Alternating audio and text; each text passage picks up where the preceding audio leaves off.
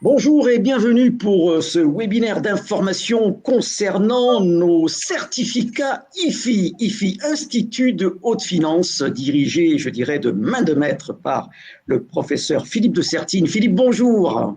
Bonjour Jean, bonjour à tous. Nous sommes accompagnés également de Claire Monteau. Claire Monteau, donc référente pédagogique, notamment sur le programme IFI, sur le programme financier. Claire, bonjour Claire. Oui, bonjour à vous deux, bonjour à toutes et à tous.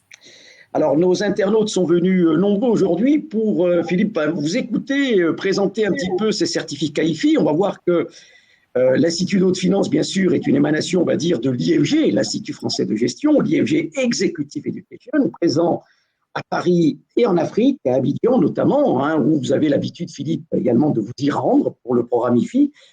Ce master finance qu'on présentera à la fin d'ailleurs, parce qu'il y a une nouvelle formule, Philippe, hein, qui vient de sortir, qui est en train de sortir d'ailleurs, préparée par Claire justement, une nouvelle formule, le blended. Nous avons une formule blended et une formule online, et on parlera un petit peu plus de la formule blended, de la nouvelle formule blended, avec notamment tous ces certificats. Et on fera un petit zoom d'entrée sur le certificat qui va être en place dès le mois de juin et qui parlera effectivement du reporting extra-financier. Philippe, vous allez pouvoir nous en dire beaucoup plus dans quelques instants. Alors peut-être juste avancer les slides pour rappeler que ce webinaire va durer à peu près 45 minutes, que nos amis peuvent nous poser des questions sur l'onglet questions.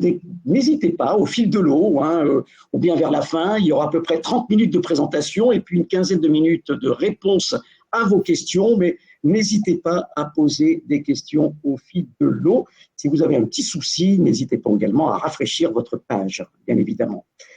Alors, on va présenter rapidement l'IFG Executive Education, donc plus de 65 ans d'existence, hein, c'est 1956, 25 000 alumni, un grand nombre d'entreprises partenaires, bien évidemment, des enseignants experts, je dirais, à la fois académiques et à la fois professionnels.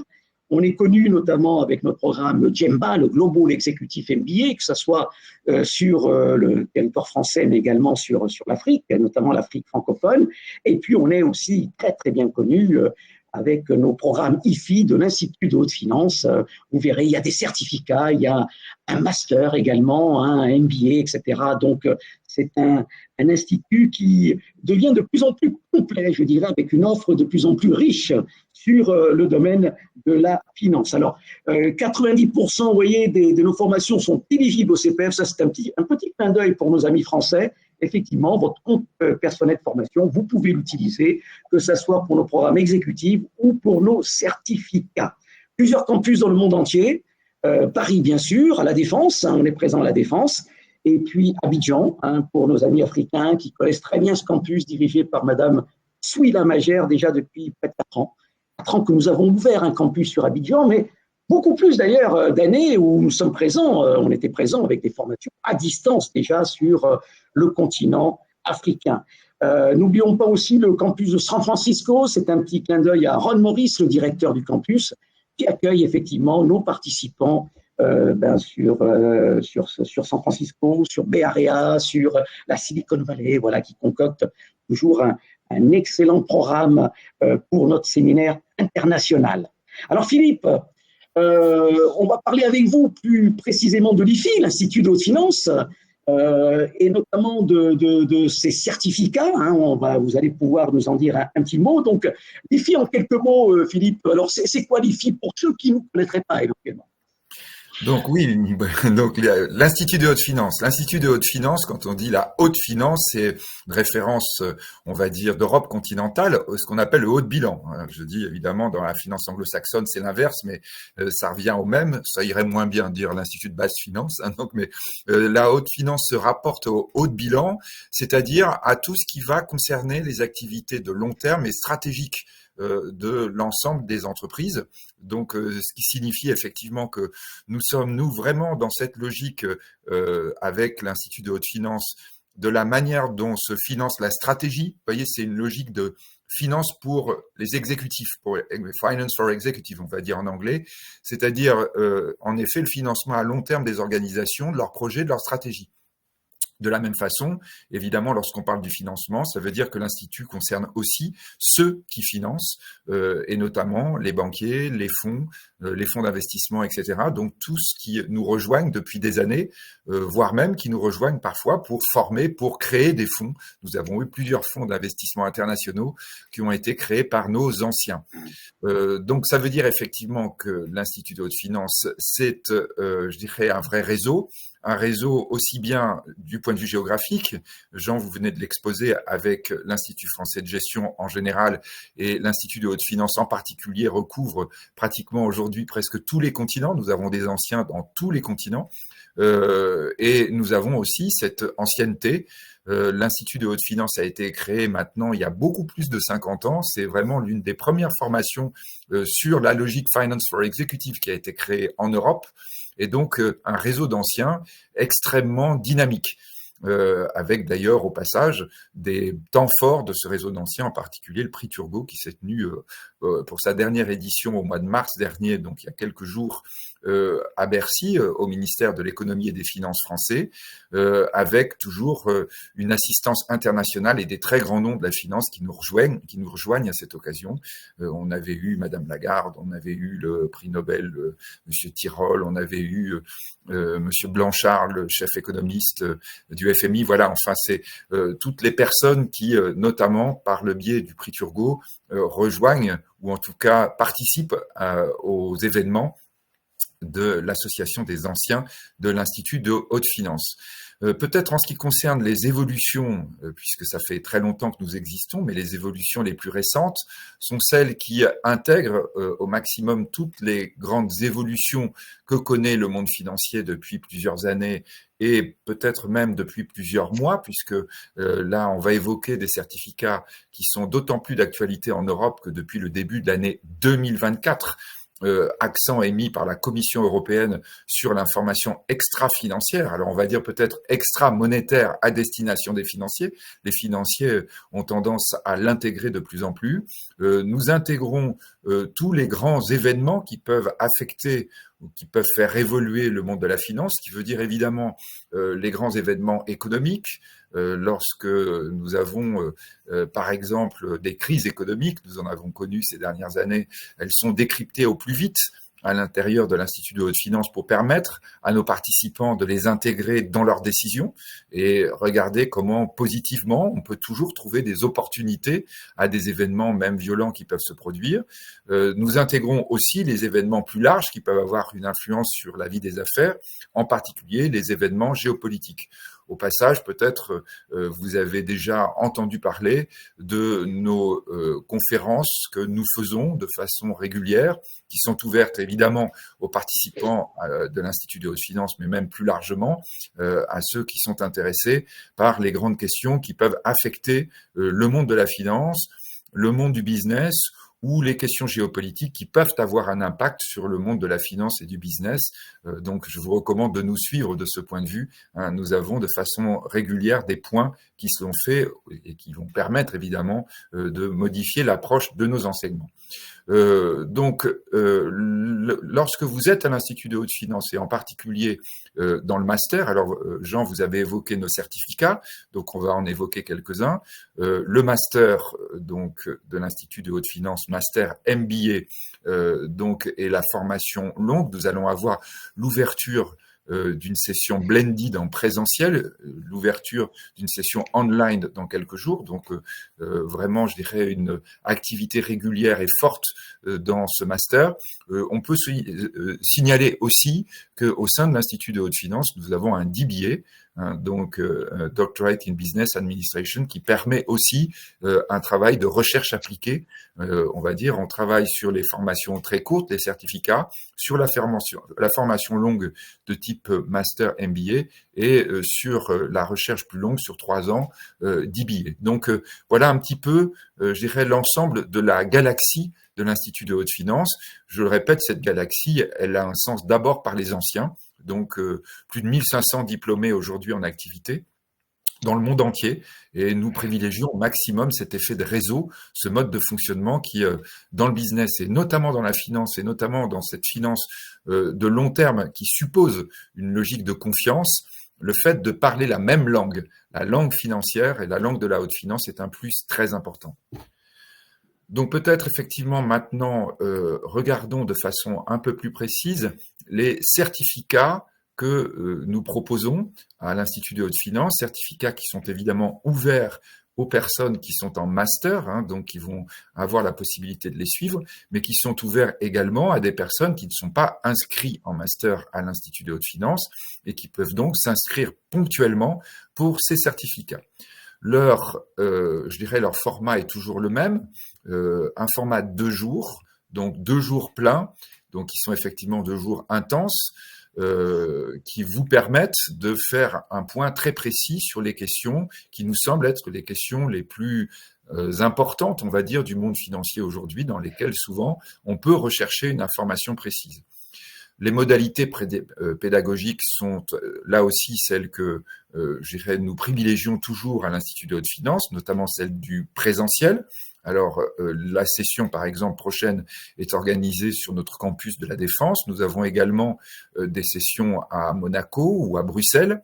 Et puis, à la fin de ces sessions, le fait que vous allez avoir un certificat de l'Institut de haute finance, donc qui attestera de votre présence et de votre participation à ces séminaires. Alors, nous allons évoquer un peu plus longuement en suivant, ce séminaire que nous avons, ces 2 jours de certificat que nous avons au mois de juin, CSRD, ESRS, donc comme nous les avons intitulés, sur le reporting extra-financier. Citons quand même d'autres certificats que nous dispensons également, économie internationale et géopolitique, je le disais tout à l'heure, avec là évidemment une actualité qui ne cesse de concerner directement la finance, et puis parfois plus indirectement. On est autant intéressé dans ce type de séminaire sur les séismes géopolitiques de type conflit, par exemple, mais aussi les élections américaines qui vont se produire et les conséquences que cela peut avoir en matière financière.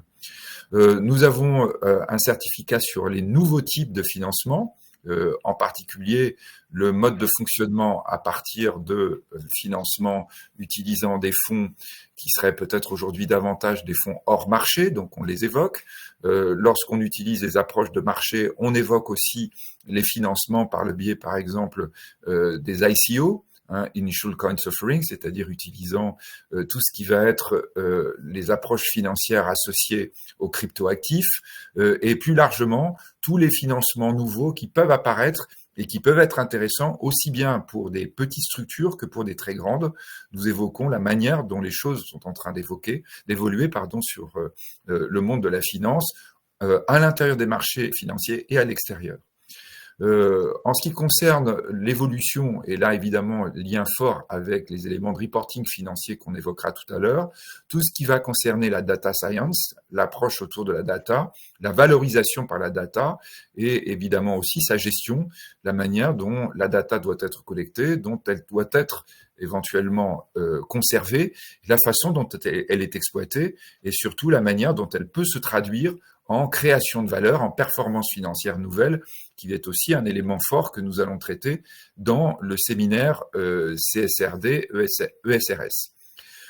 J'ai évoqué l'élément qui nous intéresse beaucoup depuis de nombreuses années, est la manière dont apparaissent de plus en plus les cryptoactifs. Donc, on l'évoque assez longuement, de la même façon que nous avons un positionnement très fort sur la finance verte, sur la finance durable, la finance à impact.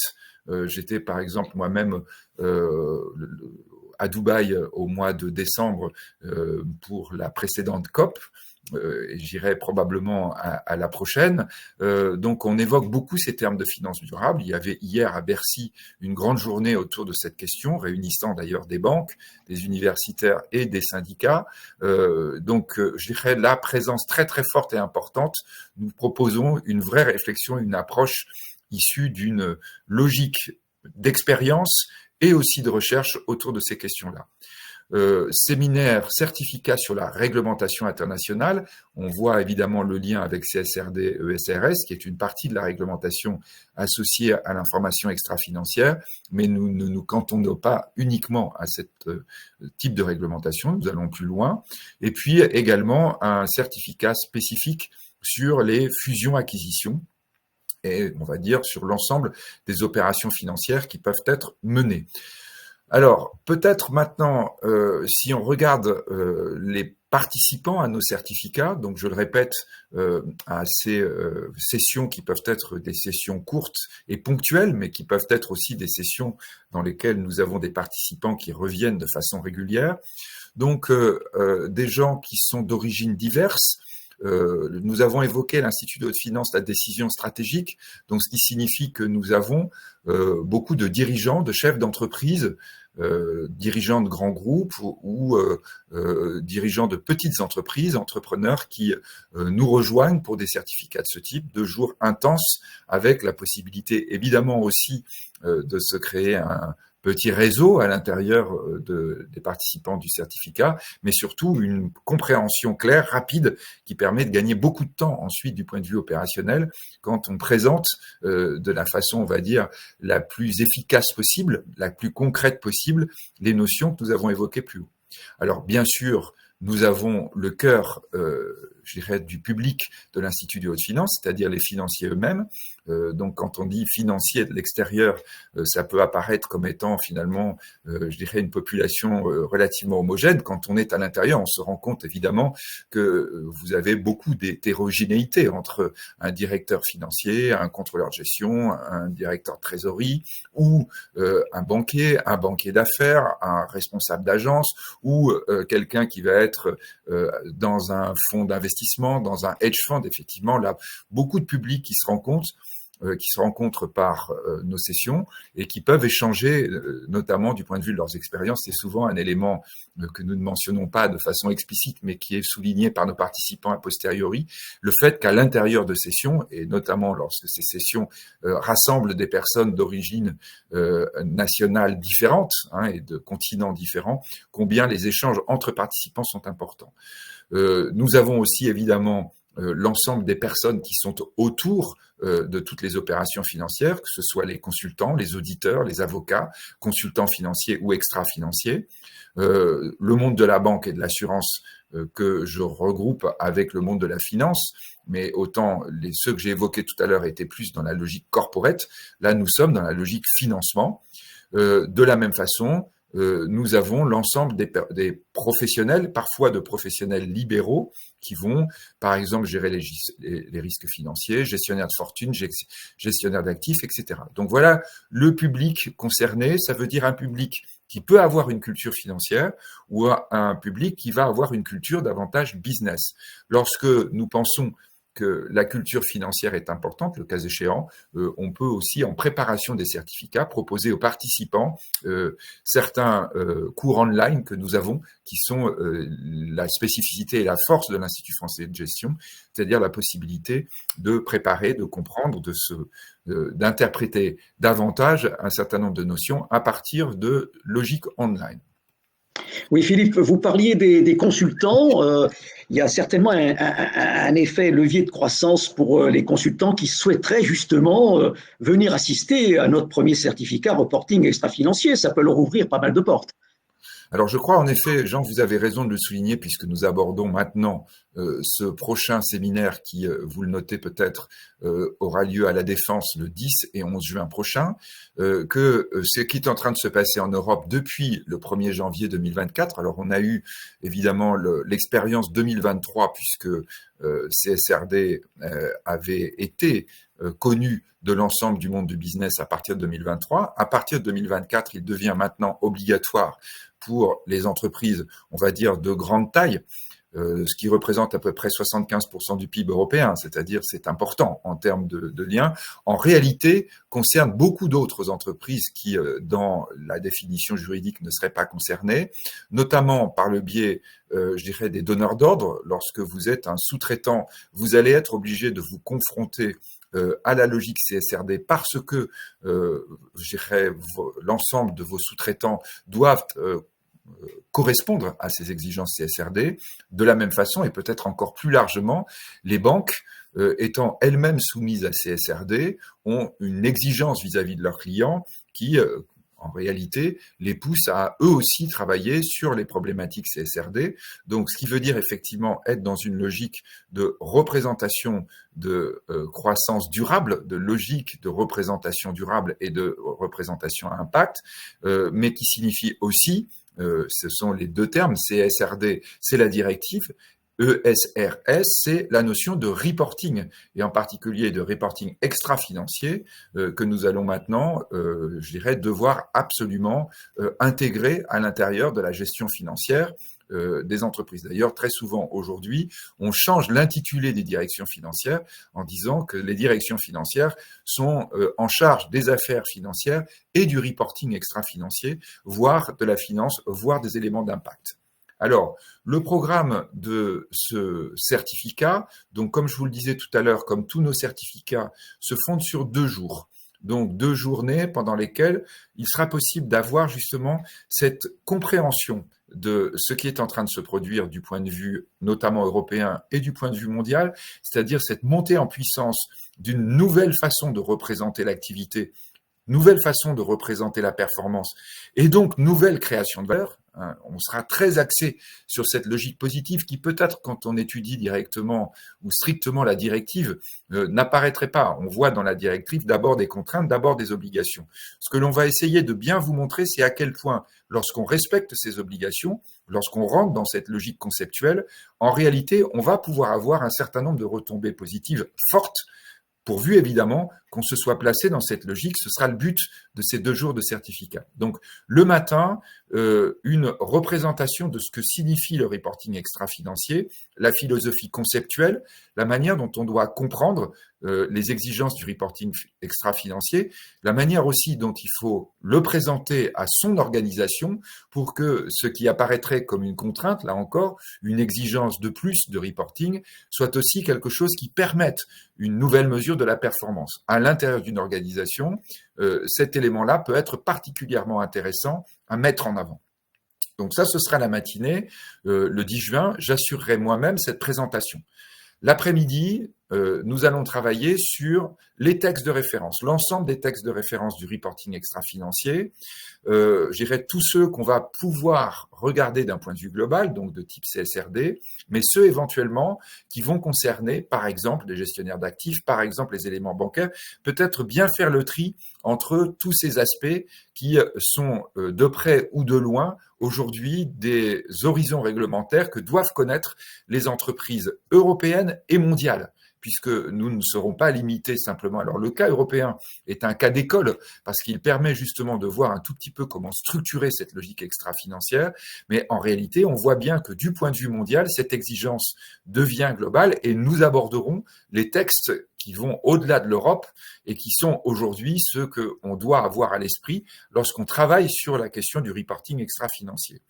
Nous travaillerons aussi sur la manière dont aujourd'hui dans le monde entier, on voit justement autour de cette logique positive se mettre en place des logiques, on va dire, des approches complémentaires au texte. C'est-à-dire que non seulement on a une application peut-être réglementaire comme c'est le cas en Europe ou comme on peut l'avoir dans d'autres régions du monde, notamment en Asie, mais on peut aussi avoir une exigence que l'on va développer soi-même, par exemple, avec des représentations scientifiques des impacts et la manière dont on va se conformer à un certain nombre d'obligations.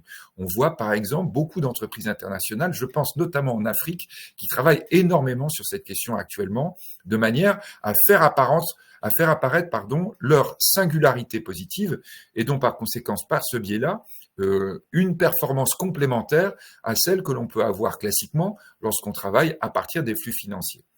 Le deuxième jour, donc, on sera vraiment sur cette application des textes avec notamment le cœur de la réflexion qui va être la collecte de la data. La data extra-monétaire, extra-financière, éventuellement d'ailleurs qui doit être croisée avec la data monétaire, avec la data que l'entreprise collecte par le biais de ses reporting classiques.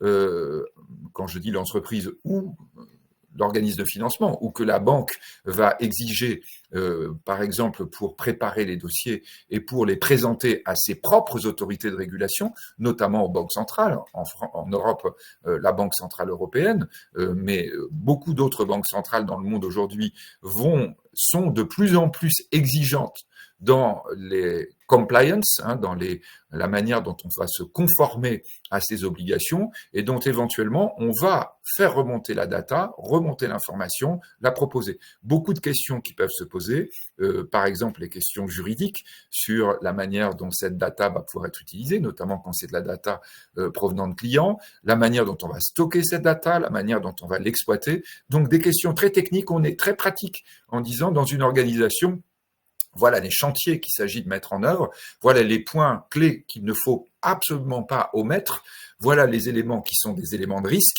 voilà des éléments qui peuvent aussi être des éléments d'opportunité. Je dirais, de ce point de vue, la notion de création de valeur associée au financement sera un des aspects forts de ce séminaire. Cela vous sera présenté dès le premier jour, mais avec cette idée que l'une des manières les plus fortes de valoriser cette obligation, c'est avoir accès à des financements, première chose, et avoir des financements qui sont avec des coûts plus réduits. On pourra évoquer des exemples, peut-être de manière un peu spectaculaire. Le grand métro de la métropole du Grand Paris, par exemple, est financé aujourd'hui quasiment à taux à zéro par le Fonds souverain norvégien grâce aux informations extra-financières, aux éléments de mesure d'impact qui ont été reliés à ce grand investissement et qui vont intéresser ce fonds international qui n'est pas spécialement intéressé par Paris, mais en revanche qui est à la recherche d'investissement dans lequel il aura la possibilité d'attester un investissement à caractère vertueux, à caractère d'impact positif, un élément qui est absolument indispensable aujourd'hui pour la performance d'un tel fonds. Peut-être toujours, on le représentera également, à quel point, lorsque on n'est pas dans cette situation, c'est-à-dire lorsqu'on ne peut pas attester, ou alors évidemment, lorsque on est en train d'essayer de remonter de la data, l'information, l'impact est négatif, on va dire c'est le pire des cas, mais souvenez-vous que le premier cas, le fait qu'on n'ait pas pensé, qu'on n'ait pas assisté à ces certificats, et qu'on n'ait pas constitué dans son organisation une logique de remontée de la data, eh bien cela peut avoir un impact très négatif sur la valeur. Alors, donc là, la logique d'obligation dans laquelle on va être, la manière dont on peut avoir un certain nombre de sanctions, la façon dont les auditeurs vont être concernés vont être les grands thèmes de l'après-midi du deuxième jour où nous aurons également la possibilité d'interroger et de voir les autorités de régulation. Et vous aurez dans ce certificat des gens qui travaillent autour de la régulation et qui pourront vous parler de la manière dont les choses se mettent en place, dont elles évoluent, aussi bien quand on est dans un environnement français, dans un environnement européen ou dans un environnement international. Je crois que là, vraiment, on doit bien comprendre qu'il y a des logiques d'ensemble que l'on va retrouver sans cesse et qui seront aussi l'un des buts de ce séminaire, de bien les intégrer, de bien voir comment aujourd'hui se joue un certain nombre d'évolutions fortes, on va dire, au-delà des frontières nationales ou des frontières de groupements d'États, comme peut être l'ensemble de l'Union européenne. Les compétences visées autour de ce certificat, et je dirais qu'ils sont les compétences que l'on espère que nos participants vérifieront très vite, c'est donc d'abord maîtriser le cadre juridique, le juridique existant, le juridique extensible, ce qu'on disait tout à l'heure, avec l'utilisation de normes volontaires, mais qui sont des normes, qui sont aussi du droit, et puis, je dirais, la manière dont doit s'exercer la veille. Évidemment, lorsque vous venez à ce certificat, c'est aussi vous donner les armes pour le futur, vous permettre de savoir où regarder l'information, où étudier l'évolution de la réglementation, être sans arrêt prêt à comprendre la manière dont éventuellement ces obligations pourront changer, à chaque fois en se disant celui qui les comprend et qui les anticipe gagnera de la valeur par rapport à ses concurrents. C'est notre idée sans cesse en disant la base de la création de valeur de demain va être associée à cette performance, à cette capacité de répondre à cette exigence croissante de l'environnement. Deuxième élément, effectivement, deuxième compétence, élaborer les actions à mener à l'intérieur des organisations et à l'extérieur, notamment par rapport aux partenaires, pour collecter la donnée, collecter la data qui va permettre de plus en plus de correspondre à cette approche. Je disais tout à l'heure que les directions financières changent parfois aujourd'hui dans les organisations de termes de dénomination. J'évoquais le fait qu'elles étaient en charge de la finance et de la formation extra-financière et souvent aussi de la data. La finance, comme autrefois quand la finance a eu souvent à mettre en place les grands systèmes d'informatique et de reporting informatique, est aujourd'hui en première ligne sur la question de la data, parce que évidemment la finance peut directement relier la problématique de la data à la valeur et finalement valider par une performance extra-financière une logique d'investissement qui doit être faite par l'organisation.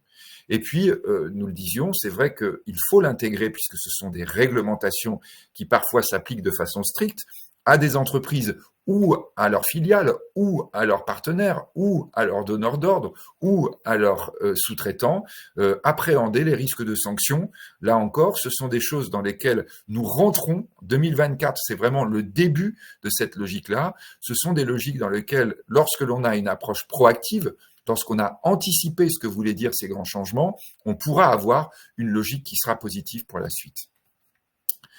Je vous rappelle peut-être par rapport à tout ce que je viens d'évoquer, donc les grands certificats, je les ai évoqués rapidement tout à l'heure. Donc grands certificats, vous pouvez avoir accès à ces slides et à la présentation, donc peut-être vous les retrouverez. Peut-être juste pour terminer dans les quelques instants qui me restent, vous signaler évidemment que ces certificats peuvent s'insérer à l'intérieur d'un parcours long, d'un parcours qui va permettre d'avoir sur 12 mois, je dirais, une approche qui va être encore plus proactive, puisque au sein de l'Institut de haute finance, lorsque vous êtes inscrit dans notre master, soit en online, soit en blended, en présentiel, vous allez avoir des conférences, vous allez avoir des cours, vous allez avoir des cours online, vous allez avoir des séminaires, des certificats, mais vous allez aussi avoir la possibilité de travailler de façon longue et forte sur une problématique qui vous intéresse, qui intéresse votre organisation peut-être des points de vue présent ou dans le futur, ou qui vous permet de vous projeter dans une évolution de carrière par le biais d'un mémoire. Le mémoire, évidemment, est la finalité, c'est ce que l'on va avoir en soutenance à la fin du processus de l'IFI, mais c'est un travail qui va permettre de personnaliser son année de l'IFI et qui permet là vraiment d'avoir une logique totalement proactive par rapport à ce que nous proposons. Donc, je dirais l'ensemble de ces certificats, l'ensemble du programme, c'est aussi, lorsque vous êtes inscrit au sein du Master MBA de l'Institut de haute finance, la possibilité de travailler à titre personnel par rapport à l'évolution, soit de votre carrière, soit de votre organisation, soit ce qui est encore mieux, des deux en même temps. Rappelons que vous avez un executive MBA lorsque vous êtes à l'Institut de haute finance et que vous avez un master de l'IAE de Paris, université Panthéon-Sorbonne, Paris 1 Panthéon-Sorbonne, donc université prestigieuse. Le terme de Sorbonne est évidemment un terme qui est très très fort du point de vue international. C'est une des marques les plus connues, je dirais de loin, dans le monde entier et quels que soient les concurrents. Voilà pour cette présentation rapide. Nous allons peut-être laisser ce dernier slide pendant le temps de répondre aux questions, puisque surtout n'hésitez pas à nous contacter si les éléments que je vous ai présentés ne vous suffisaient pas.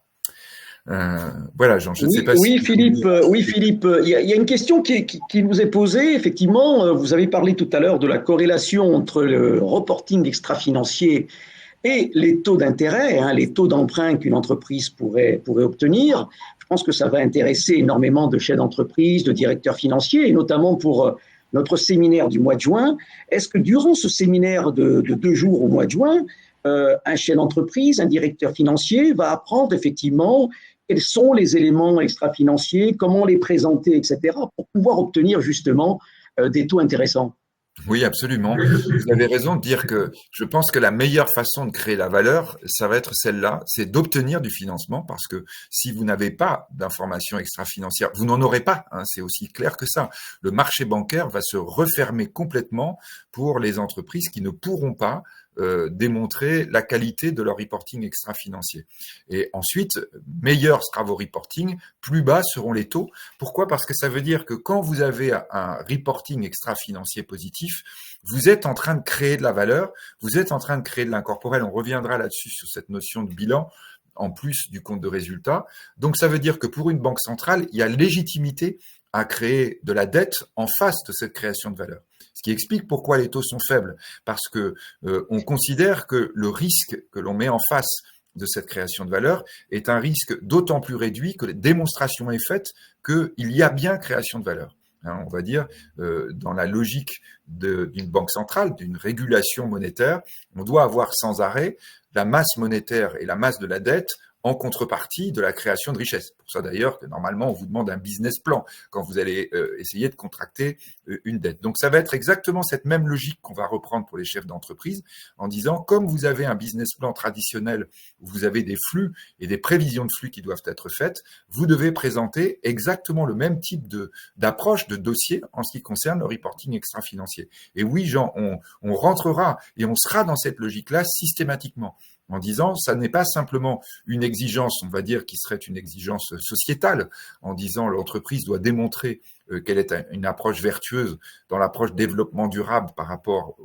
à la problématique majeure du réchauffement climatique, mais quelque chose de beaucoup plus précis, beaucoup plus business, en disant le but, c'est d'obtenir des financements qui vont être des financements à coût plus faible et en volume plus important. Et on peut considérer d'ailleurs que, on va avoir une éjection du marché du financement de toute entreprise qui ne sera pas capable de faire cette démonstration et qu'ensuite, nous aurons bien une hiérarchie dans les financements, donc dans la performance des entreprises selon leur capacité à produire un bon reporting extra-financier, c'est-à-dire effectivement se conformer en Europe aux obligations CSRD.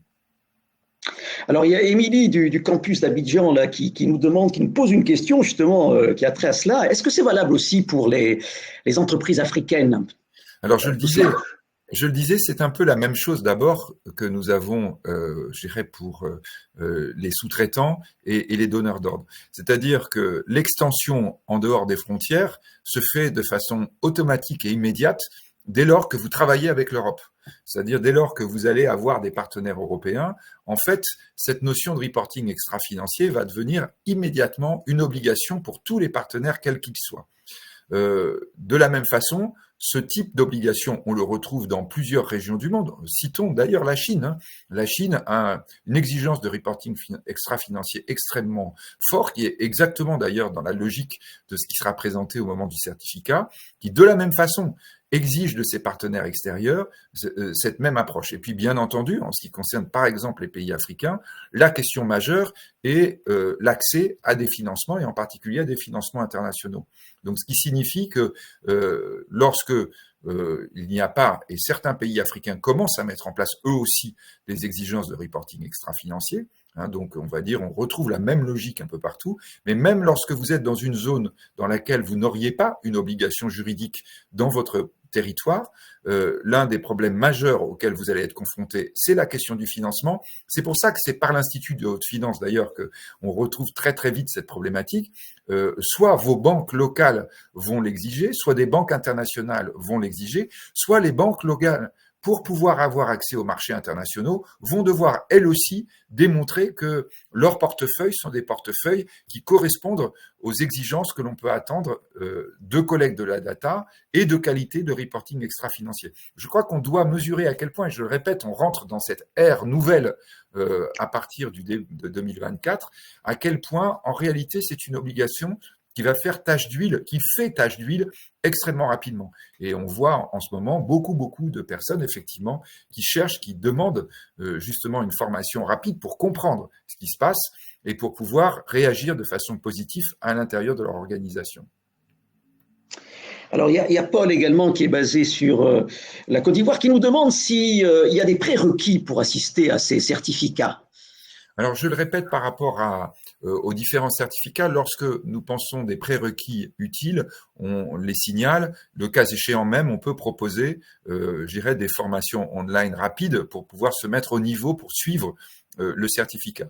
Dans ce certificat si spécifique, non, pas de prérequis, puisque en réalité, c'est une matière, c'est une logique qui est nouvelle pour tout le monde. On va dire que vraiment, quelle que soit votre spécialité, même si vous avez déjà commencé à travailler sur les questions d'impact, voire sur les problématiques, on va dire, d'approche large, d'approche environnementale, hein, de logique d'ISR, de socialement responsable, de tout ce qui va être autour, par exemple, de ces approches que l'on avait traditionnellement depuis plusieurs années dans un certain nombre de logiques, notamment d'audit. On va dire que vraiment, quand on est sur CSRD, là, on est dans un environnement nouveau. Il est évident que les gens qui ont déjà une culture sur tout ce qui va être la logique de approche socialement responsable pourront avoir un certain avantage pour comprendre là où on va, mais ceux qui ne l'ont pas ne seront pas gênés et pourront accéder directement à ces nouvelles obligations qui, je le répète, sont vraiment des très très gros changements dans la logique de l'entreprise, dans la logique de l'exigence, dans la logique du reporting que l'on doit mettre en place. Ça peut même concerner la stratégie de l'entreprise, ça peut remettre en cause la stratégie de l'entreprise.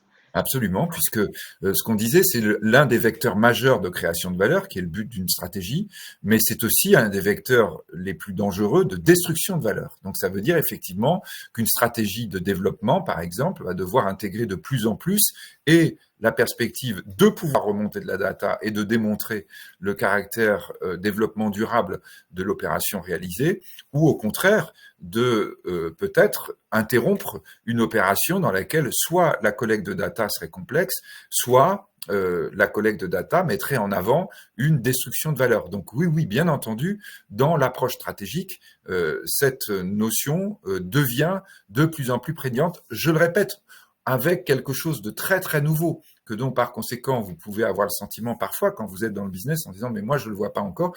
2024, c'est vraiment maintenant que ça commence et c'est maintenant que l'on voit, je dirais, les choses se développer à toute allure à l'intérieur des entreprises et du monde du business.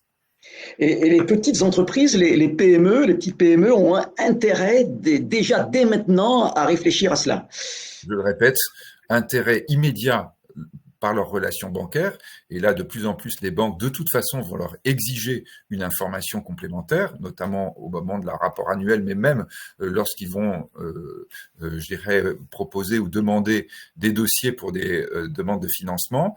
Et puis, de façon plus large, parce que dans l'environnement de la PME européenne, par exemple, mais de la PME mondiale, confrontée à des marchés dans lesquels ce type d'information va devenir banal et va tourner de façon très très rapide, même si la réglementation, qui arrivera sur le monde de la PME dans 2 ans en Europe, mais néanmoins, je dirais de toute façon, cette information deviendra une information que l'entreprise devra nécessairement intégrer, sur laquelle elle devra nécessairement se préoccuper. Je le répète, ne pas avoir d'information sera pénalisant, au même titre, évidemment moins fortement, mais au même titre que lorsque l'information qui remonte démontre que nous sommes dans une logique négative en termes de développement durable. Alors, vous l'avez rappelé tout à l'heure, Philippe, effectivement, ces certificats font partie intégrante du nouvel programme IFI Blended que nous allons sortir d'ici la fin de l'année, la nouvelle promotion, on va dire. Hein. Mais néanmoins, on peut s'inscrire sur chacun des certificats de façon indépendante. Là, je vais peut-être m'adresser à Claire. C'est bien cela, Claire. Hein, on peut s'inscrire et les autres certificats vont s'enchaîner à partir du dernier trimestre. Tout à fait. Oui, c'est ça, au dernier trimestre. Donc là, il y a le premier certificat qui est planifié les 10 et 11 juin, donc en présentiel. L'ensemble des certificats, je le rappelle, donc seront en présentiel sur soit campus La Défense pour le premier, et ensuite ce sera Bruxelles ou Monaco ou encore le campus de La Défense. Et les dates de planification seront communiquées par la suite. Et oui, c'est prévu que ce soit au dernier trimestre de l'année. Voilà. Après, au niveau du calendrier, là, les prochaines, on va dire, dates à retenir, c'est le lancement de l'IFI Online, donc qui est le parcours de 12 mois, mais version online, qui vous délivre donc l'exécutif MBA de l'Institut de haute finance et le master de la Sorbonne. Vous avez donc ensuite les 10 séances juin, ce certificat, ce premier Alors, certificat. pardon Claire, vous n'avez pas mentionné la date de lancement du IFI Online. Le 14 mai, pardon. 14 mai, voilà. Donc voilà, le 14 mai pour l'IFI Online, 10 séances juin pour le certificat. Nous avons aussi un programme blended basé sur Abidjan, donc là qui se lancera plutôt sur juin, donc le 17 juin. Et ensuite, au second semestre et des derniers trimestres, vous aurez toutes les dates de cette nouvelle planification de ces nouveaux certificats et nouvelles IFI blended.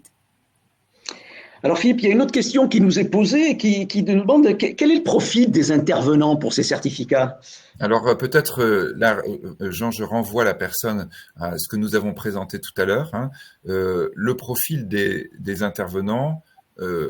Pardon, des intervenants, vous m'avez dit, ou des participants? Oui, des intervenants, oui, pas du public. Oui. Alors j'allais repasser celui des participants. Alors, des intervenants, donc je le répète, je vais être présent par exemple sur le certificat. Après, vous allez avoir des experts qui sont en même temps des personnes à la pointe de l'approche, on va dire, la plus technique, qui travaillent sur ces questions et qui sont aussi à la pointe de l'approche opérationnelle. C'est-à-dire, ce sont des personnes, par exemple, des gens qui ont une grosse expérience internationale, qui ont été à la Bourse de Londres, qui est, par exemple, très, très, très en avant sur la question des data et qui travaillent aujourd'hui sur la réglementation européenne, qui ont été au cœur de l'Europe, pour vous expliquer comment la réglementation européenne s'insère dans la réglementation mondiale et comment, je dirais, du point de vue des entreprises, on va avoir cette approche. Mais ça peut être aussi, ce que je disais tout à l'heure, des grands, donc évidemment, des grands témoins provenant d'organismes de régulation qui vous parlent de la manière dont les choses sont en train de changer. Et puis, bien sûr, ce qui est le cœur de nos enseignements, c'est-à-dire des académiques, des professeurs qui peuvent vous parler de ce sur quoi ils travaillent et ce sur quoi ils proposent un certain nombre d'évolutions, y compris quand ils travaillent aussi sur des cas réels. Donc, on a toujours à l'Institut de haute finance ce mélange que l'on retrouve dans tout l'IFG entre des gens qui sont à la pointe académique, à la pointe de l'information, et en particulier là en ce qui concerne cette information de l'information juridique, et des gens qui sont évidemment complètement insérés dans les problèmes opérationnels. On dit toujours que nos formations sont entre la question de l'information et du conseil, parce que très souvent, on travaille sur les problématiques des participants. Très souvent, on peut avoir en réalité des réflexions qui s'approchent d'une réflexion opérationnelle telle que peut l'avoir parfois en externe un consultant. Enfin, je crois que nous avons une dernière question. Il est déjà 13h18, Philippe. Alors, ça concerne le certificat Data Science. Je crois qu'il intéresse un certain nombre de nos internautes également. Il arrivera bientôt, effectivement, ce certificat. On nous demande s'il y aura une présentation un petit peu de logiciels, enfin en tout cas de tout ce qui concerne l'intelligence artificielle autour de la data lors de ce certificat. Oui, bien entendu. Donc l'intelligence artificielle et en particulier les dernières évolutions d'intelligence artificielle générative seront présentées, on va dire là sur les 2 jours, et du point de vue opérationnel, ce qu'on disait tout à l'heure, on a la manière dont on peut collecter la data, la manière dont on doit gérer la data, y compris d'un point de vue juridique, la manière dont on la stocke et ensuite la manière dont on la traite. Et là, au sein de cette notion de traitement, l'intelligence artificielle générative, dans ses derniers aboutissements, va être un des points forts sur lesquels nous travaillons et qui permettent aussi d'ailleurs de se connecter à la problématique de valorisation, puisque en face, je dirais, ceux qui peuvent valoriser cette data utilisent eux aussi des logiques d'intelligence artificielle générative. Donc oui, on a, je dirais, de ce point de vue, cet aspect pratique et cet aspect, on va dire même technique, avec l'évolution extrêmement rapide qu'on peut connaître dans le domaine, qui sera quelque chose sur lequel effectivement on aura des présentations et des cas d'application réels. Eh bien, écoutez, je pense qu'il n'y a plus de questions. Ce webinaire donc touche à sa fin. Philippe, je voulais vous remercier encore une fois de votre intervention et des précisions. Je crois, Claire, qu'on va peut-être juste rappeler les dates du premier certificat. C'est les 11 et 12 juin, c'est ça? 10 et 11 juin, tout à fait. 10 et 11 juin. 10 et 11 juin au campus La Défense, donc en présentiel. Donc, n'hésitez pas à solliciter nos équipes de consultants formation. Si on peut peut-être remettre la dernière slide avec le contact. Donc, voilà. N'hésitez pas à vous rapprocher de nos équipes. Et puis, donc ça se passera à Paris La Défense, mais que vous soyez en France ou en Europe ou bien sur le continent africain, bien sûr, vous êtes les bienvenus. Il y a déjà des inscrits, bien évidemment, mais effectivement, le nombre de places, alors n'est pas limité, évidemment, c'est à taille humaine tout ça, Philippe. On est bien d'accord. Il ne s'agit pas d'avoir 150 personnes dans la salle pour qu'on puisse privilégier d'ailleurs les échanges avec les participants, les questions pratico-pratiques que se posent les questions. Il faut qu'ils repartent avec des solutions. C'est exactement ça.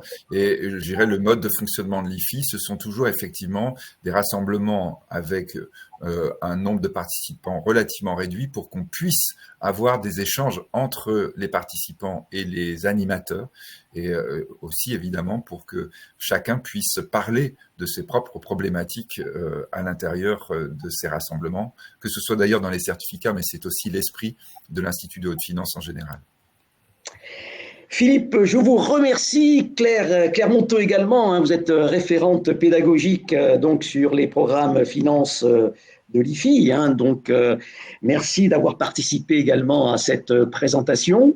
Il y aura d'autres présentations, bien évidemment, sur d'autres certificats plus en détail. On reviendra bien sûr d'ici là sur le nouveau programme IFI en blended, mais effectivement, dès le mois de mai, vous l'avez rappelé Claire, c'est le 14, c'est ça? Le 14 mai, vous avez le lancement du nouvel IFI online. Il y a déjà pas mal d'inscrits, bien sûr. On peut toujours, on est encore dans les temps pour s'inscrire. S'il y en a parmi nos internautes qui souhaitent encore s'inscrire sur ce programme IFI online, c'est à distance, tout simplement, et vous aurez le plaisir d'écouter le professeur Philippe de Sertine qui lancera le 14 mai cette opération, ce nouveau programme, donc IFI online, nouvelle promotion, bien évidemment.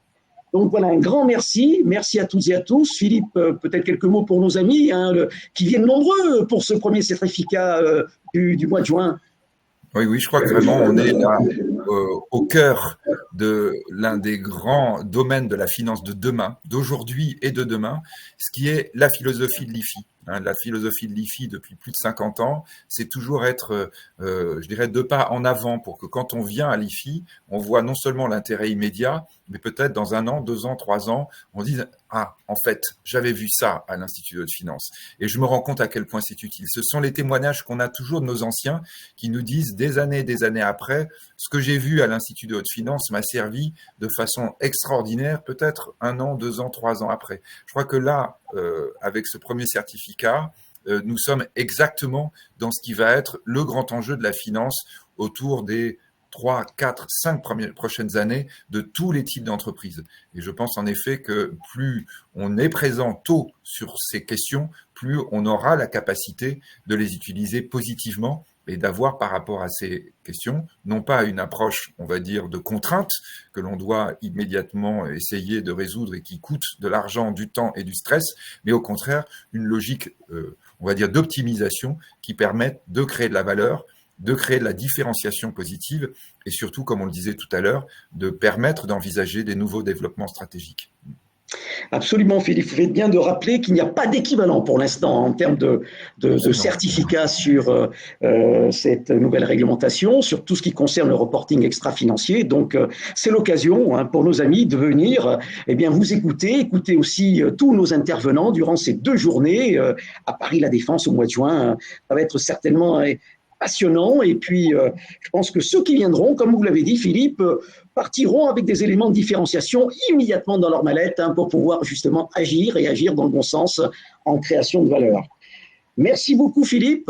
Merci, Claire.